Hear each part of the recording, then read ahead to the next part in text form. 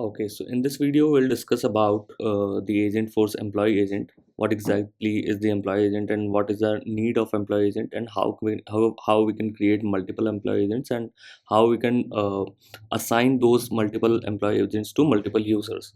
First of all, before diving deep into this Employee Agent, first let's understand what exactly is the need of Employee Agent, right? So today's topic is Employee Agent, right? So employee agent is the agent which can be deployed into your Salesforce org for the purpose of helping your internal Salesforce users, right? So if I go to my Salesforce org, and here if you see, this Agentforce default agent is an employee type of agent, right? Because this particular agent can only be utilized by your internal Salesforce org users, right?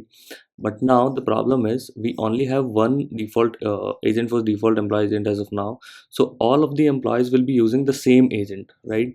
So the problem is, let's say if in your company you have one HR profile, you have one, let's say, operations profile, and there are multiple people under these profiles, right?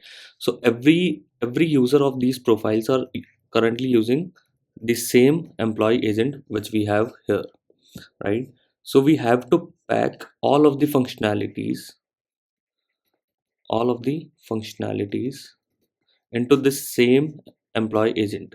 So whatever you want for your HRs, you have to create the same function. You have to create and add those functionality into this agent, and for the same for the operations users, right?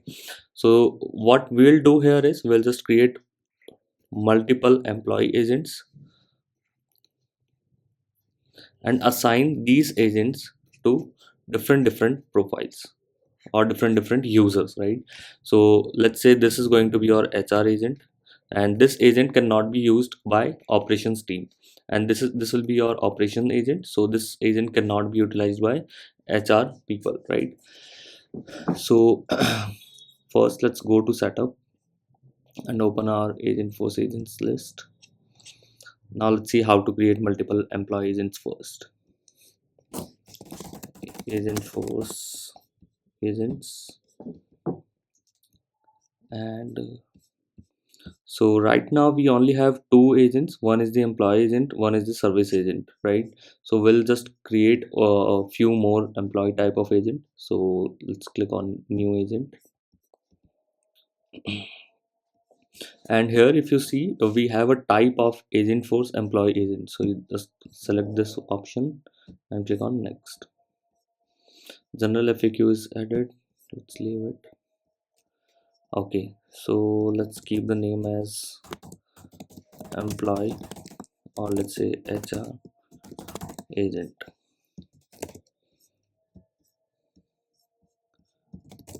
This agent is supposed to help HR team members for their daily tasks. You're an Agentforce employee agent. Okay, company, let's say Crazy Cloud again. We don't want to keep the conversation record. Okay, next. Right now I'm not selecting any data source. Let's skip this part. Okay, so here we have created one employee type of agent, right? So let's go back to this org and try to refresh this. But again, if you see here, we do not find any HR agent here, even after we have created that agent, right? So to make them active and make them visible onto your dashboard, you just need to mark it as active first. So right now we have created this HR agent. We have one topic assigned, which is general FAQ, right? You can assign or create, you can create multiple topics here as per your needs, but right now I'm not going to create any topics as of now. So here this agent is activated, and if you refresh it again, still you will not be able to see this HR agent here, right? Why? Because see, even if you have created the employee type of agent, now is the time to assign those agents to your users, right? So I'll just go to my permission sets. How to assign these employee agent to different users is, just go to your users. Let's say this is my user, and here you can open any permission set. Let me just open,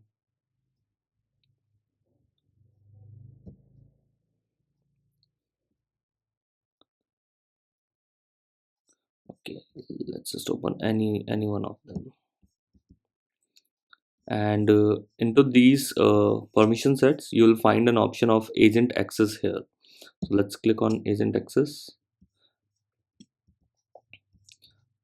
Okay, this is a standard permission set. Let me just go and create a new permission set.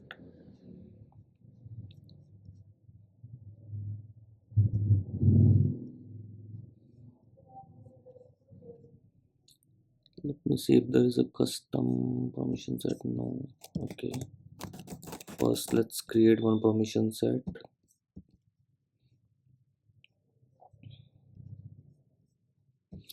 New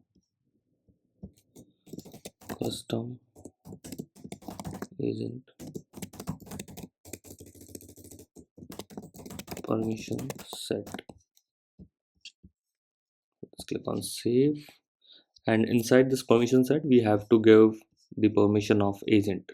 So if you open this permission set, scroll down, you'll see one agent access option. Let's click onto this and add your agent here. So the HR agent, the name is here.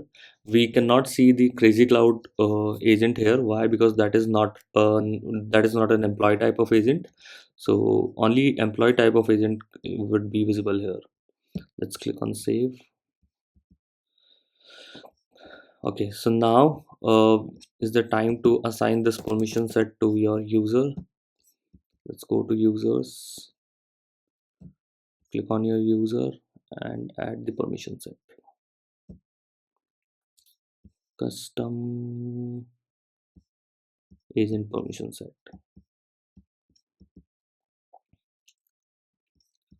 So if you go and refresh this page, okay, now you see there is a drop down icon, and if you click on this drop down icon, you'll see one HR agent available, right? So if you want to use this HR agent, you can just select it and click on select button. So now your HR agent is activated. So the same way you can create multiple employee agent for different users of your company, right? And assign those multiple employee agents to different users, right?